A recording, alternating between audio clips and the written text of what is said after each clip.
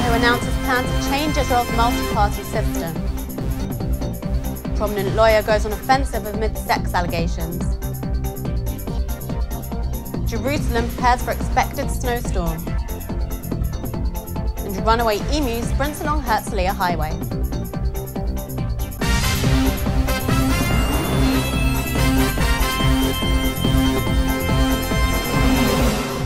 Shalom and welcome to the Jerusalem Post News. The top stories for January 6th.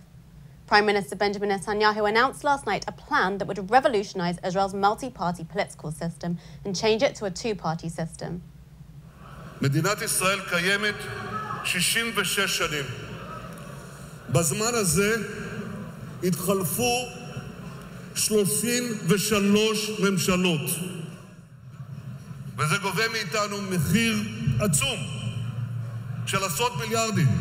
אני מתכוון למחיר עצום שהמשק משלם על חוסר היציבות של השיטה הפוליטית, והאזרחים משלמים על סחטנות קואליציונית, על בזבוז, על שיתוק מערכות. אני מאמין שחובה לשנות את זה. אני מאמין שאפשר לשנות את זה. ואני מאמין שבעזרתכם נשנה את זה. לכן אנחנו הולכים על מהלך דרמטי שישנה את פני המדינה. ב100 הימים הראשונים של הכנסת הבאה נחוקק חוק שמבטיח את שינוי שיטת הממשל בישראל. We now have our chief political correspondent Gil Hoffman on the line. Gil, should we be taking this seriously or is it just a pre-election stunt? On the one hand, you have to take it seriously when the Prime Minister of Israel unveils a plan to change the electoral system completely. On the other hand, you have to keep in mind that it takes a number of parties working together with him. And so he would have to form a very stable coalition and have all the parties in the coalition committed to this idea of adopting a two-party system in order to really implement it. And it's going to be a very tough sell.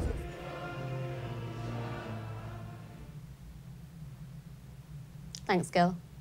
Prominent Jewish-American attorney Alan Dershowitz has vehemently denied sexual abuse allegations and has lashed out against his accusers. Dershowitz has been accused of engaging in sexual relations with a young woman employed by former client Jeffrey Epstein. You can't imagine the joy the anti-Semites have. I'm getting emails every single hour from anti-Semites saying, see, we always knew the Jews ran the sex slavery business. We always knew that Jews in Israel are responsible for all the evils of the world. I have gotten more anti-Semitic, more anti-Israel mail because I represent not only myself, but I represent the values that I have stood for 50 years. And this is a direct attack on my values, which is why I have to defend it so vigorously. I will not stop until every reasonable person in the world knows not only that I am entirely innocent, but that Paul Cassell and Brad Edwards are guilty and pay a heavy price for their guilt. In an effort to avert a repeat of Jerusalem's disastrous handling of last year's winter storm, police announced yesterday that major roads leading to the city may be closed ahead of an expected blizzard. Last year's storm stranded thousands of drivers and nearly shut down the capital for a week. As officials made efforts to be better prepared this time round, JPost TV caught up with some of the residents and tourists to see how they were getting ready for the expected storm. I don't know. I guess I'm excited to see what snow would be like in Israel. I'm sort of nervous because I'm supposed to go on a trip with my friends and I don't know if we'll make it to the airport. Not planning a trip to Italy. I'm super excited. I would love if it snowed. I'm not from here. I'm just here for the year, and where I'm from, it snows all the time, and I think snow is like the greatest thing ever, and I also think it would be hilarious to see like all of Jerusalem shut down over like a tiny bit of snow. And Israeli drivers on a highway in Herzliya were given quite a shock when an emu joined them on the road. The giant bird, who was thought to have escaped from a nearby farm, sprinted alongside cars on Sunday morning. Concerned onlookers and municipality workers who were called to the site managed to capture the bird near one of the city's main shopping malls.